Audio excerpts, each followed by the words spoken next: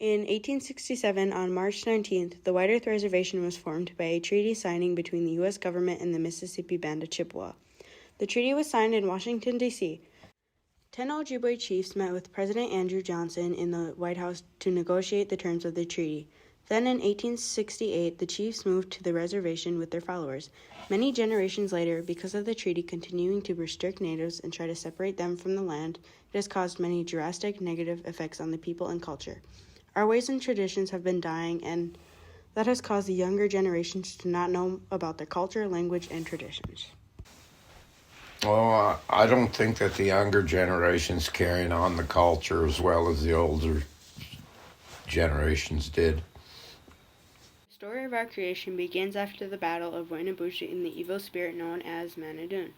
After this, because of the rising water, Wainabushu is then stranded in a pine tree. He sees animals swimming around him, and he asks each one to take turns diving down to the bottom of the water and bring up little earth, so they can all survive. A loon, an otter, and a beaver all try to help him with his request, but they all drown before they can bring back any dry land. The muskrat goes last, but he runs out of air before he reaches the surface. Wainabushu praises the muskrat for his efforts and mourns his death, but then he realizes he is holding a few grains of sand in a little bit of mud. Wainabushu brings the muskrat back to life with his breath and then rolls the mud in his hands. He makes a large enough surface for the animals to climb out of the water and forms a small island. He sends a huge bird to fly around the island and make it bigger. After flying around for 4 days, a magic number, the bird returns and Wainabushu says the island is still not big enough. So he sends an eagle to make it bigger. Once the earth is created, Wainabushu decides it is where all his relatives can make their home. Finally, Wainabushu names all the growing things and lets the natives know which they can use and how. The Ojibwe lived throughout the northeastern part of North America and along the Atlantic coast.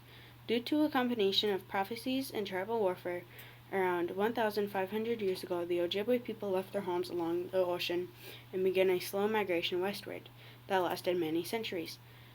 Ojibwe oral history and archaeological records provide the evidence that the Ojibwe moved in slow, small groups, following the Great Lakes westward.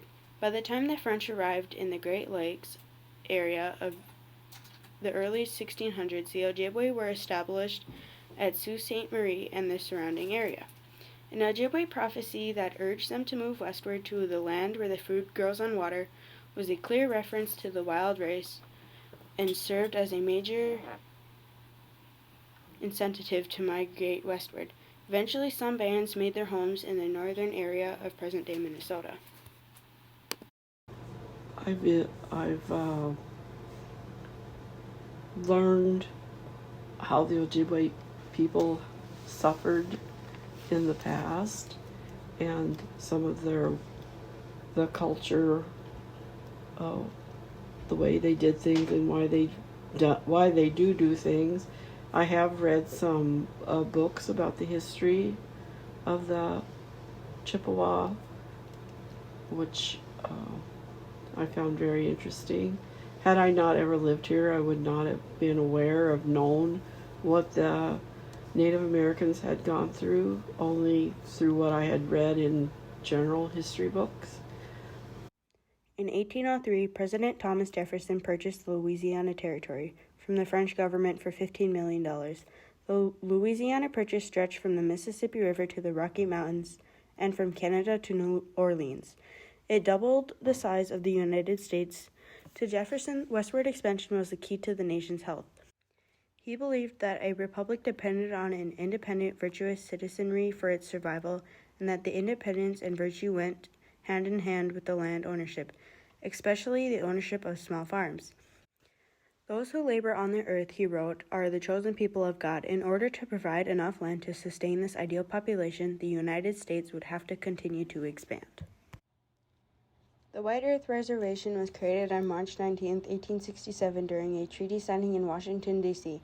10 Ojibwe chiefs met with President Andrew Johnson at the White House to negotiate the terms of the treaty, creating the White Earth Indian Reservation. In the early 1890s, about 85 boarding students and 6 sisters posted in the inner court of St. Benedict's Mission School. Record keeping for this large group of children was not simple. While the churches constructed and operated their schools on the reservations, government policy allowed the schools an annual appropriation of a flat rate for tuition, board, and clothing annually. The treaty was engineered to concentrate the Ojibwe people in a single place, encourage them to farm through the allotment of the land to individuals, and open pine forest logging. The Ojibwe people lost control over Minnesota by 95% to 2.1 million acres. But the treaty provided the three tribes about $16,000 in goods and $3,000 to establish schools. The short-term effects of the treaty started when the Indian Reorganization Act was passed in 1934. Tribal governments assumed the responsibility for enrolling tribal members and setting the conditions for such enrollment. The people had to adjust to everyday life, which was difficult for them. It was safe. We went to White Earth School from grades kindergarten through 6th, and then we came to Waubun for 7 through 12, and White Earth back then was safe. There wasn't a lot of drugs, not a lot of alcohol either, but it was safer than it is now. Another impact is the drug and alcohol problems many people have on the White Earth Reservation. 10% of Native Americans have some kind of substance abuse. Many kids are taken from their homes with substance abuse and forced to live with strangers or others in their family. The fourth impact is that our culture is dying. It's disappearing. The younger generations don't know much about the culture, language, and traditions. Most of the first-speaking elders have died. Only a few remain. One of the main reasons why our ways are dying is because of the Religious Crime Code of 1883 that banned the practices and traditions of Native American people.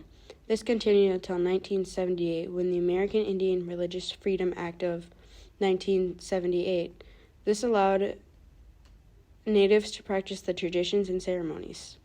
The people in White Earth are trying to restore the culture. They are teaching the ways to the younger generations. The local school districts are offering culture classes such as beading and quillwork, Ojibwe language, traditional art, and pottery. They teach kids in elementary school how to speak the language and how to use the materials around them. People still harvest wild rice every year, and sometimes the school has an opportunity to take a few kids ricing during ricing season. Okay, I got 6 grandchildren. 4 are all enrolled members of the tribe. 2 live in Duluth. And I'm trying to inform them more than I was informed about our culture and language. So they can carry on the stuff that I was, my grandparents were pretty quiet about language and culture, the use of tobacco and everything. Excuse me. So I didn't know any of that stuff, which is what I'm trying to instill in my grandchildren for future generations.